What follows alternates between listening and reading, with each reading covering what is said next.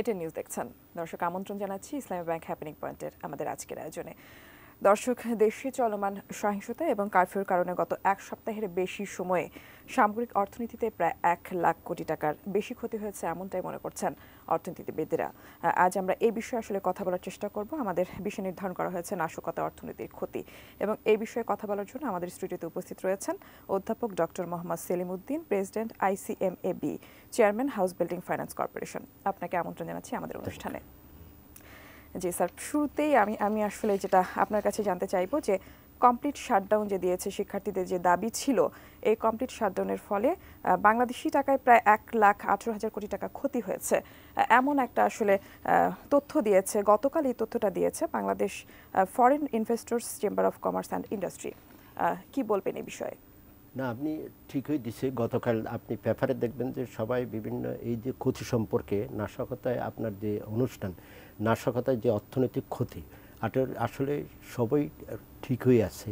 আপনি দেখেন বাংলাদেশের এখন টোটাল অর্থনীতির জিডিপির নামিক ভ্যালু প্রায় 50 লক্ষ কোটি টাকার ঊর্ধ্বে, এবং এই হিসাবে যখন আমরা হিসাব করি, এটাকে সামনে রেখে ডেইলি কিন্তু 1.2 বিলিয়নের অর্থনীতি কিন্তু বাংলাদেশের দৈনিক।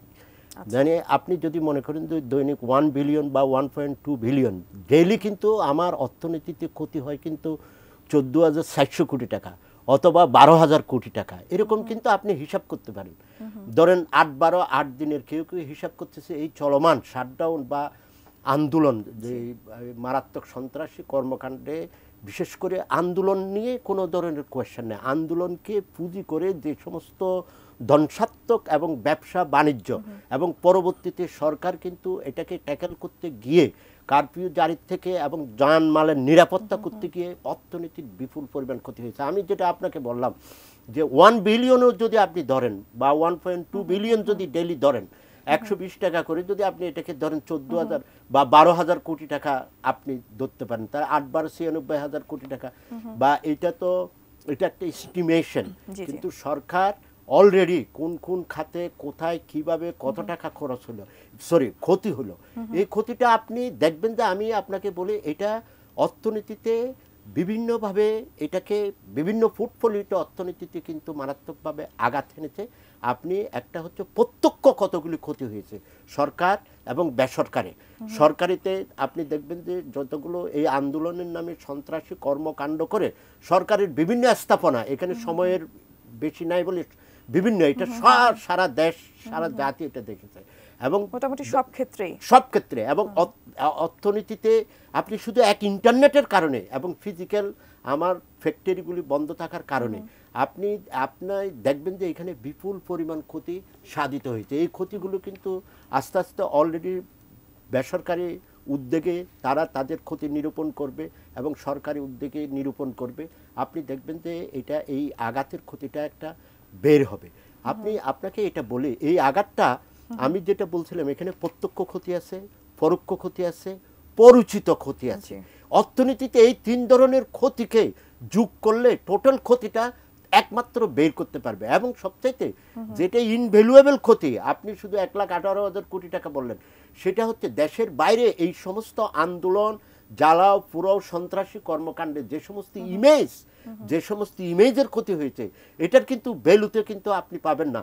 সারা বিশ্বে বাংলাদেশকে ডিসকানেক্ট করার কারণে যে ইমেজ, ভাবমূর্তি, আস্থাহীনতা, নিরাপত্তাহীনতা, এই সমস্ত জিনিসগুলি সাধারণ মানুষের মধ্যে ভয়, ভীতি, অপপ্রচার, বিশেষ করে গুজব রটনা, এই সমস্ত কিছু কিন্তু অর্থনীতিতে কিন্তু এই প্রত্যেকটা জিনিসের কিন্তু ক্ষতিকর দিক কিন্তু অর্থনীতিতে আছে।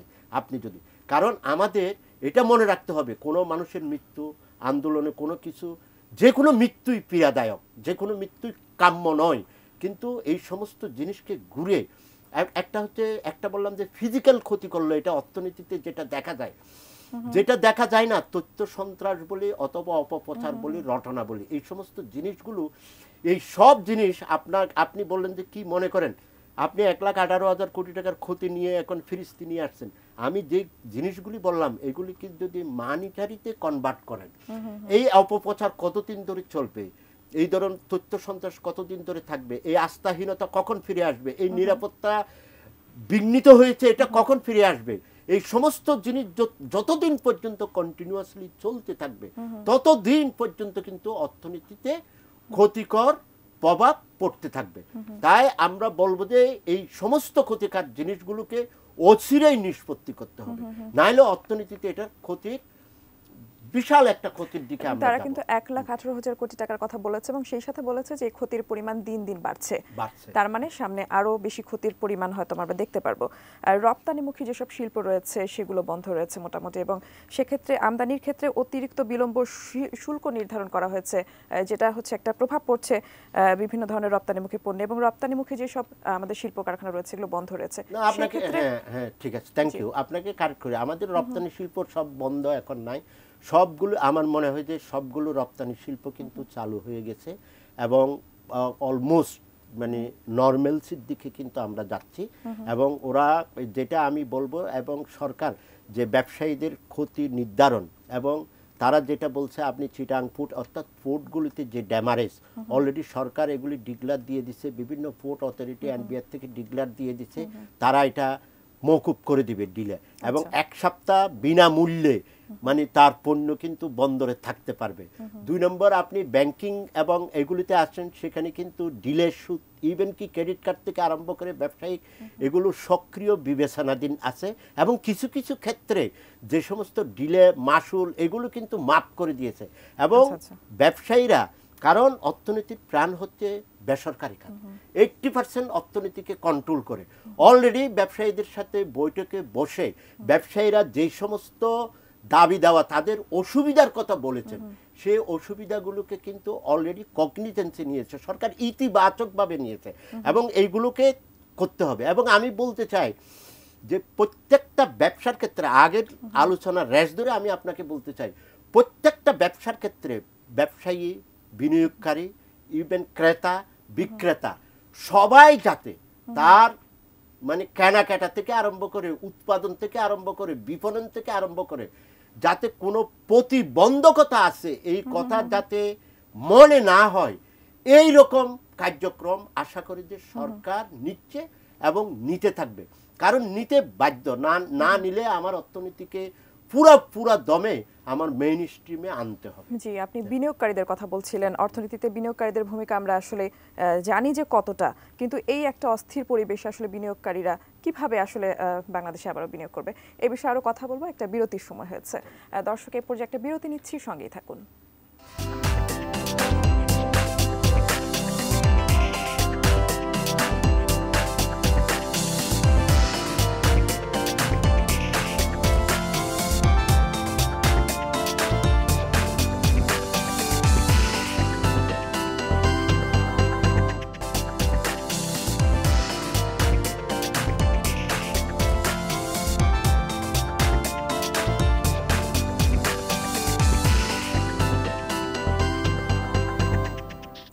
বিরতির পর আবারও আমন্ত্রণ, ইসলামী ব্যাংক হ্যাপেনিং পয়েন্ট দেখছেন।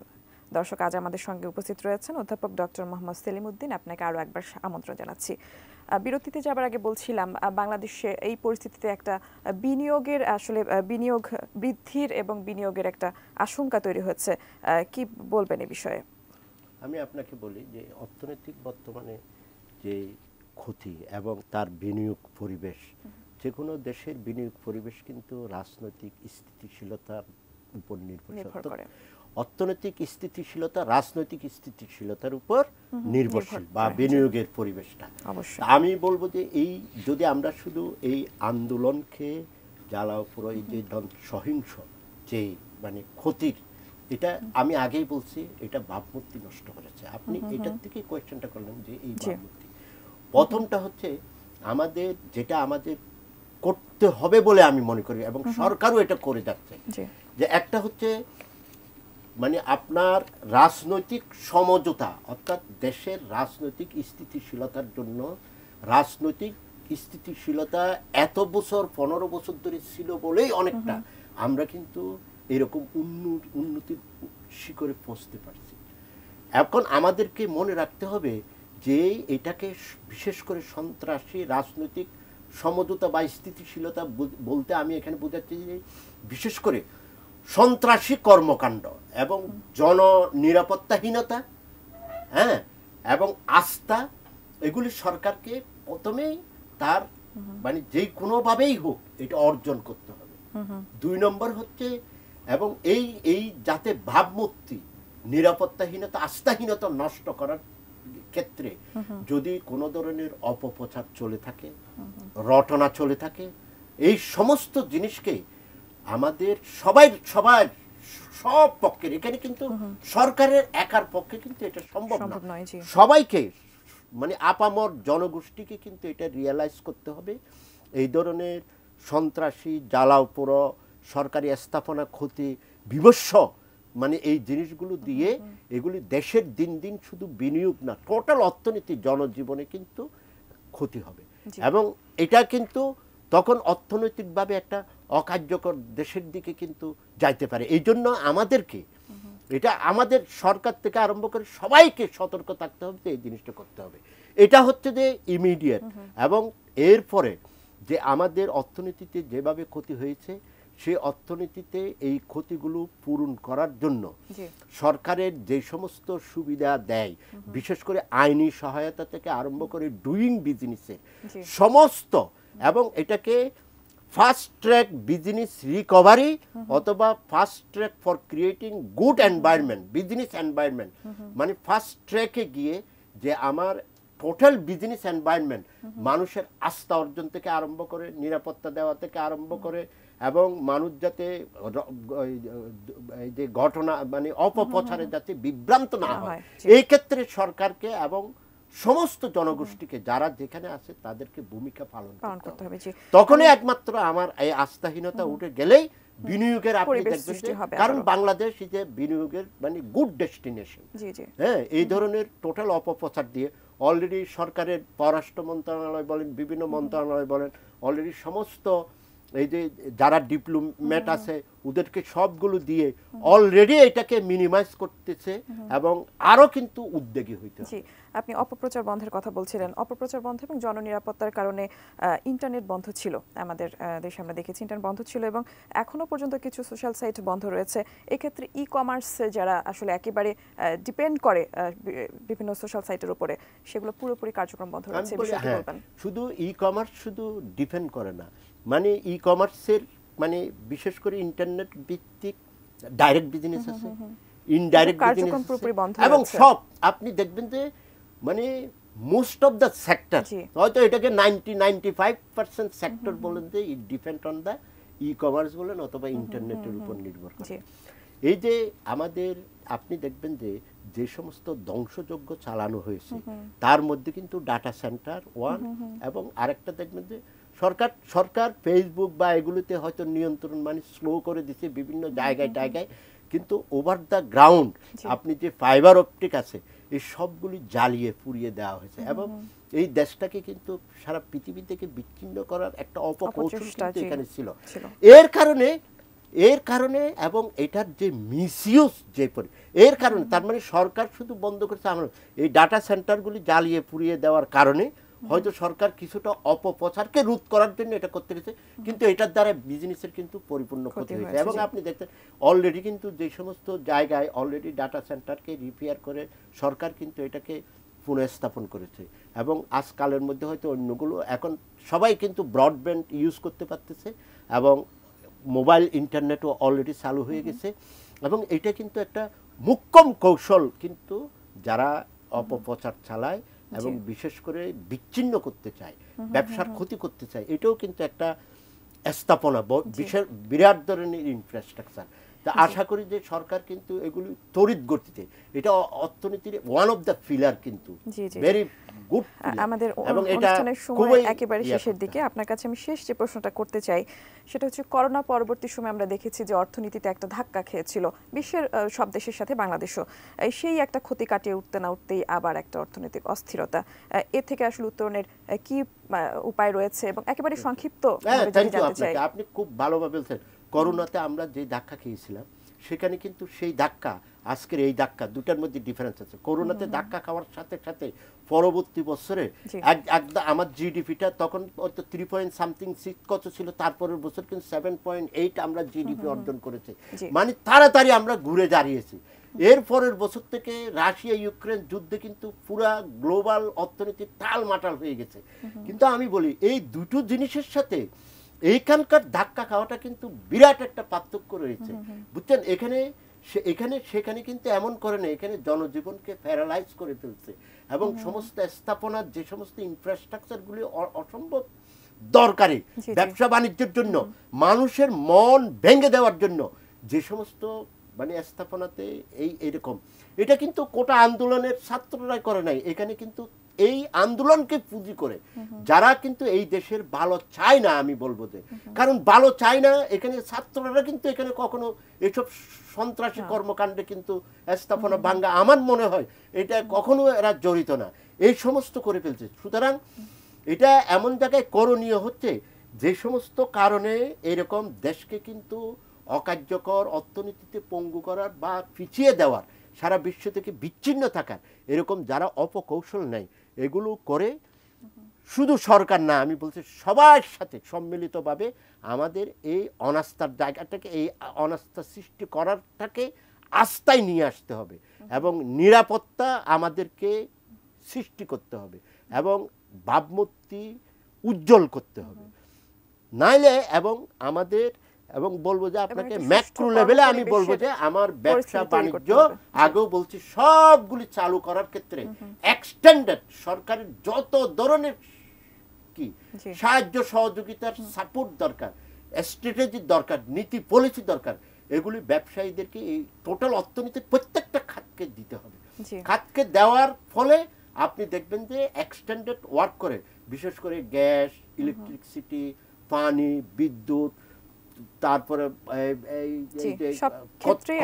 কর্মচারী এগুলি চলাচল এবং নিরাপত্তা সবগুলির ব্যবস্থা করলে আশা করা যায় যে আস্তে আস্তে আমরা আবারও অর্থনীতিটা হয়তো ক্ষতিটা পুষিয়ে নেওয়া সম্ভব হবে। আপনাকে অসংখ্য ধন্যবাদ আমাদের অনুষ্ঠানে আসার জন্য। থ্যাংক ইউ, আপনাকে অসংখ্য ধন্যবাদ। জি দর্শক, আমাদের আজকের ইসলামী ব্যাংক হ্যাপনিং পয়েন্ট এই পর্যন্তই। সবাই ভালো থাকবেন।